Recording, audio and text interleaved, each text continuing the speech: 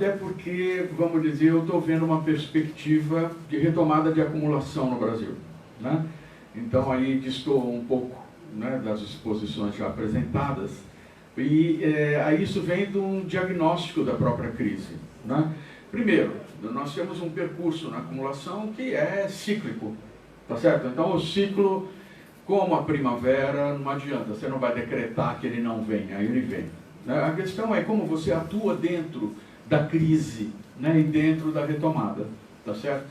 Então, nesse sentido, o PT, porque vários aqui se colocaram a respeito do que foi o período do PT e o que foi o PT. Eu considero o PT, né, como um governo muito fraco, em função dos compromissos que ele assumiu, né, em confronto com a ordem estabelecida da superpotência, né? Então, vamos dizer, o PT se abriu no governo para outras alianças, embora tenha mantido o Meirelles lá, tá certo? E depois o próprio Levi, mas o Levi já foi a debacle, né? Vamos dizer, afinando esse tipo de política monetária, de política financeira e etc.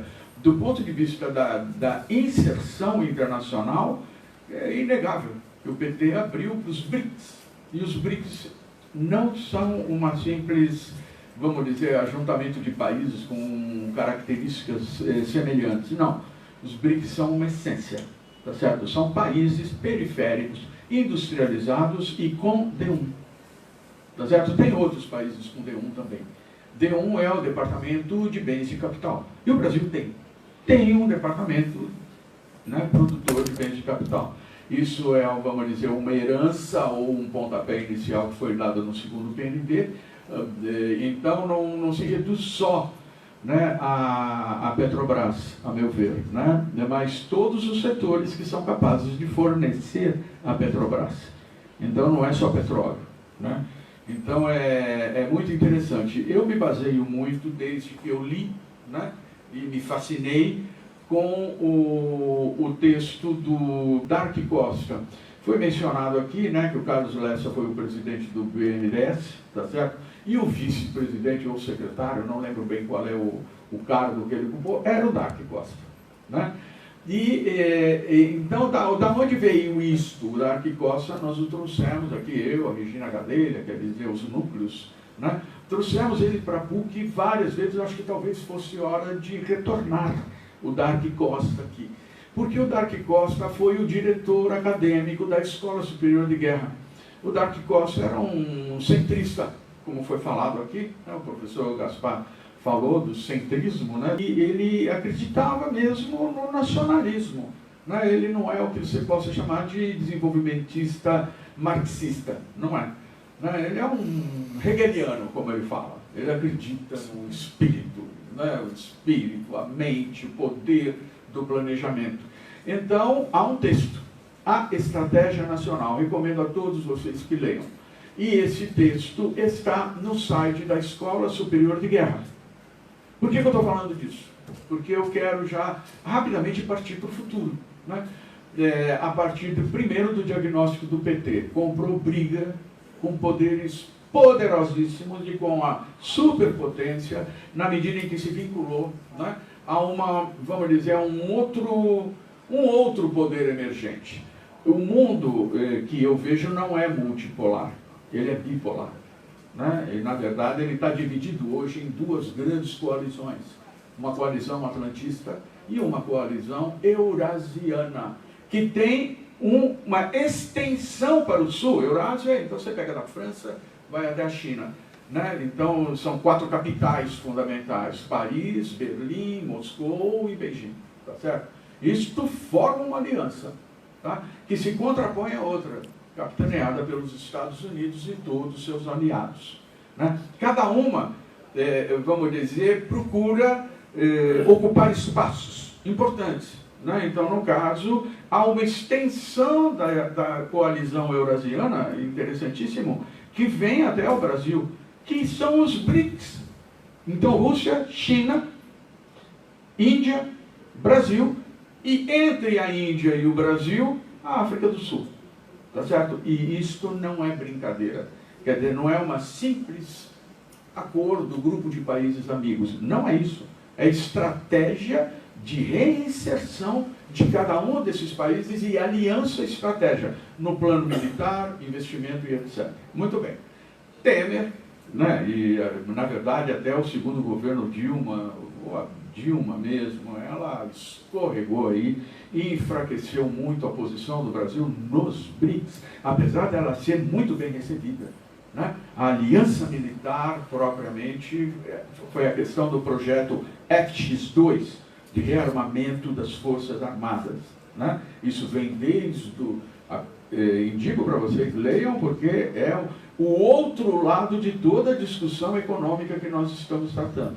Né? O Patrick, que me antecedeu na exposição dele, chegou a apontar para essa questão, que, na minha opinião, é determinante. Determinante por quê?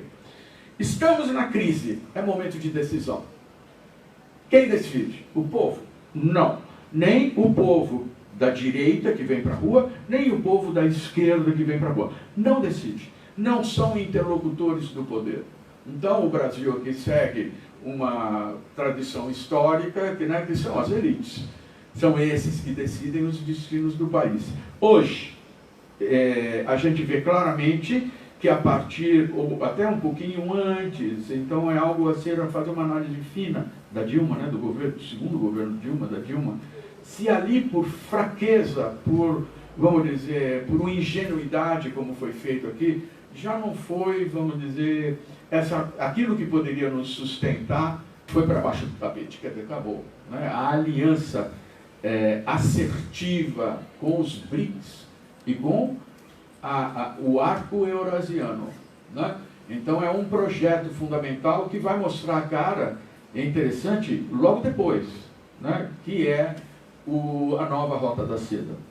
Se tem um lugar no mundo que vai crescer, né? É este, vamos dizer, esse projeto capitaneado pela China.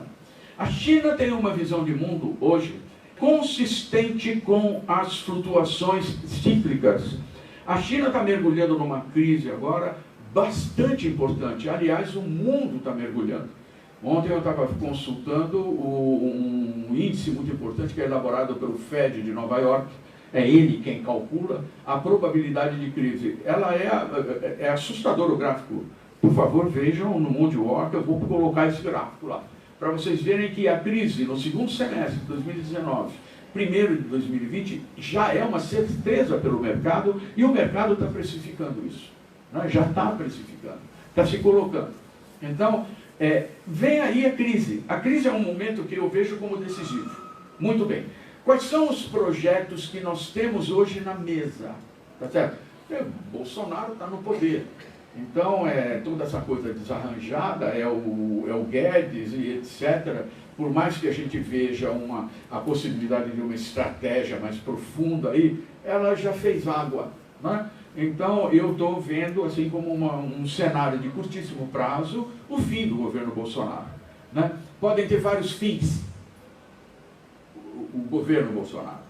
Eu vejo dois muito prováveis. Um é ele ficando como rainha da Inglaterra num semi-parlamentarismo ou semi-presidencialismo, como está sendo tramado já. Né? Pelo eixo Dória e pelo eixo Dória-Maia. Né? Então, ali tem uma série de, vamos dizer, manobras que estão sendo feitas, né? Para postergar e ou assumir o poder já, num acordo informal, tá certo? Que o ministro da Casa Civil seria virtualmente o primeiro-ministro, tá certo? E então você pode imaginar o que é esse Congresso chegando, a volatilidade dessa fórmula e aí o outro lado, né? O poder moderador no Brasil, e aí eu vou para a história, né? Quem é o poder moderador no Brasil? Sempre intervém, né? E está já com 100 oficiais de alta patente em postos executivos do governo, de primeiro e segundo escalão. Então é isso, o poder moderador já está no poder. Está jogando. Né? Poder pleno? Não. O que pensam os militares?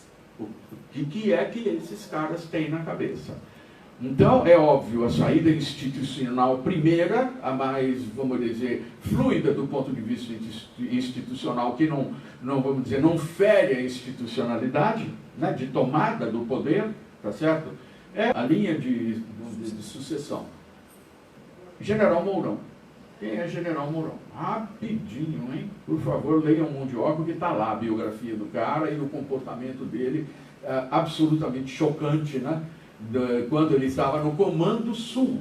Ele estava no Comando Sul. O Comando Sul, a sede é em Porto Alegre, e lá ele autorizou, por exemplo, né, e até insuflou a tropa a derrubar, ir para a rua e derrubar a Dilma e comemorar, não sei por que data, né, o coronel Ustra, nos quartéis. Esse era o Mourão. Ele caiu num braço de ferro com o general Vilas Boas, que era o comandante do Exército. Tá, e que tem liderança nas 3 armas, não só no Exército, nas 3 armas. Então ele caiu. Caiu para onde? Não caiu para baixo, caiu para cima. Né? Então ele foi para Brasília. Ao chegar em Brasília, ele é recebido por quem e acolhido por quem? Né? Pelo general Etchegóin, gaúcho, né? Com uma ficha corrida, vamos dizer, modelo no Exército, né? De excelência, mas totalmente vinculada a um homem de informações, tá certo? Totalmente vinculada aos Estados Unidos e tudo que rolou. Quer dizer, e os dois, como vamos dizer assim, manobrando o tempo inteiro, criando incidentes o tempo inteiro, né, para forçar uma intervenção em um período de excepcionalidade durante o governo Temer. Tá certo? Então continuou essa linha. Aí, eu não sei, vocês vão lembrar a forma como o general Mourão entrou na chapa que foi formada com o Bolsonaro, né? Então, vamos dizer, várias entidades políticas aí foram convidadas e todas declinaram. Depois de dizer que sim, queriam figurar na vice-presidência do governo Bolsonaro, futuro governo Bolsonaro, né? E acabou restando para o Mourão. Então, Mourão se candidatou como vice-presidente na chapa e chegou ao poder. Alguma coisa aconteceu, porque o general Mourão, no poder, se transfigurou. Primeiro, ele vinha em choque direto com o alto comando das Forças Armadas. São 17 generais, se não me engano, ou 16, não sei a quantidade, né? Que é o comando das Forças Armadas. Eu ponho no Twitter e acompanho, né, o movimento militar. A chamada questão militar para os marxistas é fundamental. Ninguém pode, né, a gente não põe a mão no fogo pela democracia, não. A democracia burguesa é uma democracia muito frágil, e a gente fica, né, monitorando. Alguma coisa aconteceu que houve um pacto de concórdia entre o general Mourão e o general Vilas Boas. Acredito que isso, de alguma maneira, tenha acontecido quando praticamente os dois se passaram para a reserva. Né? Foi um momento de muita emoção. Eu não sou um insider, não estou lá dentro, não sei. Mas eu fico lendo, né? Bom, o que pensa o general Mourão, o que pensa as Forças Armadas? Leia na ESP, não precisa inventar. Ali é vamos dizer, o plano ótimo. Alguém me perguntou hoje, eu acho que foi o Gaspar, né? Já conversou com os russos, né? Para ver, a gente sempre lembra que quando a gente fala em plano ótimo, desempenho ótimo, aquela coisa do Feola com o Garrincha, né? Na Copa de 62, era isso. Garrincha, você vai lá e papapá, passa a bola e não sei o quê, papapá, o Garrincha olhando as instruções do Feola, né? E eram infalíveis, não tinha jeito. Aí o Garrincha pergunta, combinou com os inimigos, né? Para eles deixarem isso acontecer. Então, a gente raciocina nisso, formando um cenário. Um cenário. Que cenário é esse? O vice-ministro da agricultura chinês, colocando assim uma ameaça enorme aos Estados Unidos na guerra comercial, falando a China vai parar de comprar grãos dos Estados Unidos. E aí ele coloca e começa a desfilar qual é o impacto que isso tem na economia norte-americana. É devastador na economia norte-americana, na situação como ela está hoje, e a questão da crise que vem vindo, olha o cenário. Aí, bom, tudo bem, não vou comprar da China, Vou comprar de quem? Sabe de quem que ele falou que ele vai comprar? Do Brasil. Então algo tem aí, né? Então eu formo um cenário da China estratégico nunca mais ficar na mão do suprimento norte-americano. Então a China está interessada na África como suprimento e no Brasil. Suprimento de matéria-prima, primário exportador, tá bom? Só que o Brasil tem um núcleo duro. O Brasil tem um D1 muito poderoso na periferia, né? Ele está dilapidado hoje, ele está agredido, ele está enfraquecido, mas ele está aí e é irreversível, não vai acabar, né? Então, a partir daí, o que é exigido do Brasil nesse momento?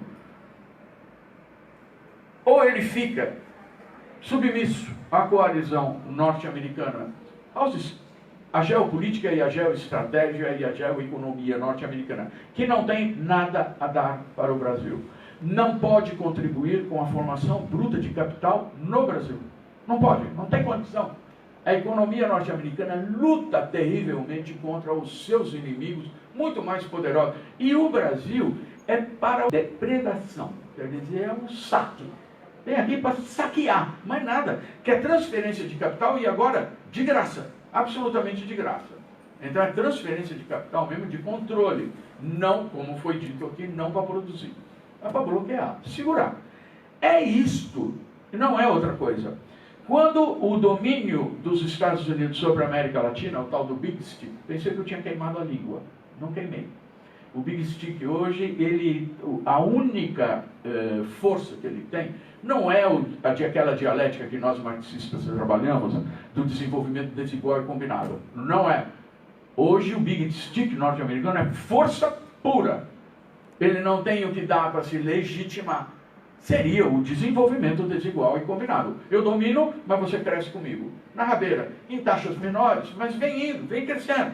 Não tem mais isso se você se vincular aos Estados Unidos. Parece que o grupo militar que está no poder, e o general Vilas Boas está no poder também, está num cargo executivo não, assessoria, né, não sei em qual ministério, está lá também. Então o outro comando saiu, foi para a reserva e, pumba, pulou para dentro do governo. Esse está lá. Muito bem. A última viagem do general Mourão à China, por favor, estude cada minuto do que aconteceu lá. Tá certo? Porque, na minha opinião, é o cálculo de veja, 1000 riscos, hein? É achômetro, né? De um cara que não é um insider, eu estou por fora, estou vendo lendo as coisas, tirando leite de pedra, que é as informações que vêm, né? Como analista eu faço isso. Então, eu estou vendo isso.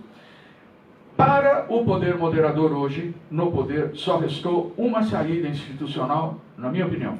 Não tem outra. Impeachment não funciona, tá certo? Aguardar com o Mourão até o calendário 2022. 2022 é uma eternidade. Se você pensar que vem agora uma crise pavorosa, que vai pegar a economia com uma taxa de desemprego, tá certo? Dentro do que o Lacerda falou, catastrófica. Aí vem uma crise em cima da catástrofe, que já tem. Né? Quando eu falo isso, eu acho que todos os nossos colegas aqui têm razão de falar em catástrofe. É catástrofe, sim. Né? Porque o próprio Maia está falando. Está colapsando. A economia brasileira está colapsando, a sociedade brasileira está desmanchando. Então uma resposta vai ter que ser dada. Tá certo? Porque senão virão as ruas. Também aqui o Patrick falou, as ruas vão vir, né? Da maneira como virão, na minha opinião, caótica. Não existe politização hoje para um projeto, né? Então, todos que falaram aqui, não tem um projeto das esquerdas. Olha, infelizmente, a gente tem que falar, não tem. Né? Um projeto galvanizado. Pode ter texto, projeto não. Projeto tem um laço. Então, nesse sentido, eu estou sentindo que tem então duas alternativas que vão ser colocadas e cada uma no poder vai desdobrar, né, de desdobramentos estratégicos. Então, no caso, o eixo Dória e Maia, que eu acho que tem urgência em fechar um acordo agora com o Bolsonaro, ele vira rainha da Inglaterra e semi-parlamentarismo e etc. E eles vão governar.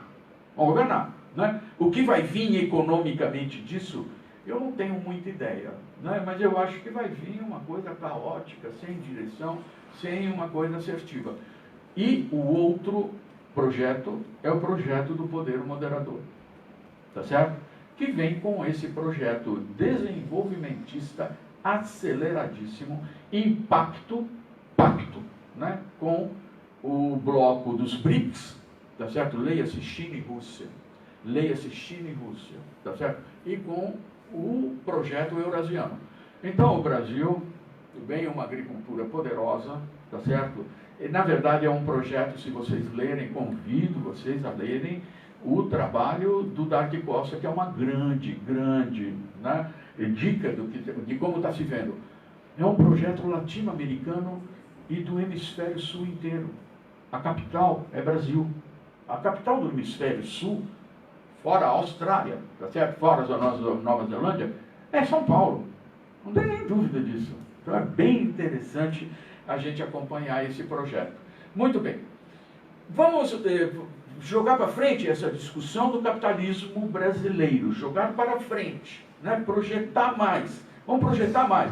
Para além das figuras políticas que nós temos hoje. Tá certo? Para além delas. Então, eu costumo fazer isso na análise de 3, vamos dizer, instâncias. A primeira é a política de partido, de correntes políticas e etc. É uma política, é uma visão. Depois, vamos supor, vai como implementar a política de uma coalizão, que é a sustentação política dele. Então, nunca vai ser igual, tá certo? A política de governo. E eu adiciono uma outra, que aí é trabalho nosso, né? É a política de Estado, os imperativos do Estado capitalista brasileiro. Então aí você tira as estratégias do que é necessário para que a reprodução ampliada do capital se dê, a continuidade do sistema capitalista se dê. Não vejo outra possibilidade a não ser crescendo, se desenvolvendo e enfrentando uma pauta que é a pauta terminal. Tá certo? O Brasil já cumpriu todas as agendas de uma economia periférica. Todas. Ele só tem uma alternativa, pular para o centro. Do ponto de vista da economia política do Marx, significa passar do predomínio da mais-valia absoluta para a mais-valia relativa. Significa sair de vamos dizer, um salário-hora de $1,60 em 2013 e passar para $9, né, relativos a 2013. Um PIB brasileiro calculado, aí, fazendo uma regrinha de 3, né, e com mais alguns ajustes, o PIB que o Brasil poderia alcançar indo para o centro e completando essa passagem, seria sair de 1,8 trilhões de dólares hoje, aproximadamente, depende do câmbio, tá? Para 9 a 11 trilhões de dólares, conforme o cenário mais favorável e menos favorável. Esse é o Brasil de centro. Muito bem. Isso é um desígnio da economia brasileira, porque é uma economia capitalista. Tem que prosseguir. O Brasil não está no mesmo nível que o Peru, mesmo nível que a Venezuela. Não, ele está num outro nível. Tá certo? Ele é um BRIC, e dentre os BRICS, um BRIC poderosíssimo. Nós vamos ficar falando que ele é poderosíssimo, mas esquálido, né? Não é tanto como suporte de alimento para a nova rota da seda. Hoje o Brasil tem uma agricultura pronta. A África não tem. Entendeu? Tem que formar a agricultura lá. Né? Então isso é uma coisa, é um trunfo importante. E o Brasil é importante para isso. Mas tem uma outra coisa importante. Eu me lembro que, lendo Economia Política e Marx a respeito da Alemanha pré-Bismarck, alguém falou aqui do Bismarck, né? Pré-Bismarck, ele falava, a Alemanha é importantíssima. Mas o que é a Alemanha? A Alemanha era um nada, um monte de ducados, em guerra constante, etc. Veja a força que a Rússia, a França, a Inglaterra, a Europa se coligam inteirinha para segurar a Alemanha. E não deu outra. No que a Alemanha, de um Bismarck, pôde realmente se autoafirmar, a Alemanha, em poucos anos, estava chamando o mundo para o pau. e sustentou uma Primeira Guerra Mundial. Então, é isso que é o Brasil. O Brasil não é pouca porcaria, não. Né? Eu acho que é nesse ponto, e nós estamos, na minha opinião, essa crise é transcendente. Essa crise institucional, essa crise, vamos dizer, social, e essa crise propriamente política, né, que a gente está vivendo, econômica. Quer dizer, é um momento de decisão. A decisão está sendo tomada agora. Não, obviamente, pelas massas na rua, né? Elas vêm, e isso tem um sentido em si, que é de aprendizado, como foi dito aqui também por alguém. As massas precisam se politizar, né? Se politizar na prática, não é lendo o texto, se politizar na prática, na luta, né? Mas pelas elites que estão vindo aí. Então eu estou vendo esse grande bloco já formado, né, em torno do general Mourão. E só tem uma alternativa para que chegue no poder agora com consistência. Né? Na minha opinião, é a renúncia do Bolsonaro. É isso aí, só isso serve. Não tem outra saída para os militares no poder. Então, é dramático. É dramática a situação. Nós estamos vivendo hoje um momento decisivo histórico. Então eu fico por aqui, teria muita mais coisa para dizer, mas ficamos...